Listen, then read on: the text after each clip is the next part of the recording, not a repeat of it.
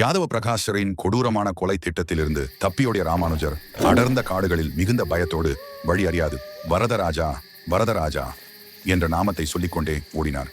சற்றும் எதிர்பாராத விதமாக அப்பொழுது அங்கே ஒரு வேடனும் அவனது மனைவியும் பதட்டத்தில் இருக்கும் ராமானுஜரை நோக்கி, நீங்கள் யார்? வழி ஏதும் தொலைத்து விட்டீர்களா என்று கேட்டனர்.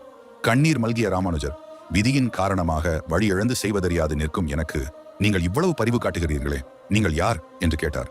அதற்கு அந்த வேடன் புன்முறுவலுடன் தான் ஒரு வேடுவ தலைவன் என்றும் ராமானுஜர் தங்கள் வீட்டுக்கு வரவேண்டும் என்றும் கூறினான்.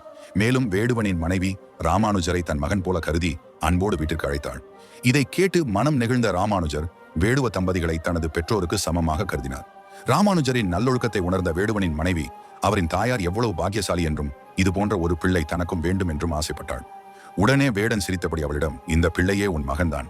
இவர் போல் ஒருவர் முன்பும் இல்லை, இனிமேல் வரப்போவதும் இல்லை. இவரையே உன் மகனாக நேசிக்கவும் என்றான்.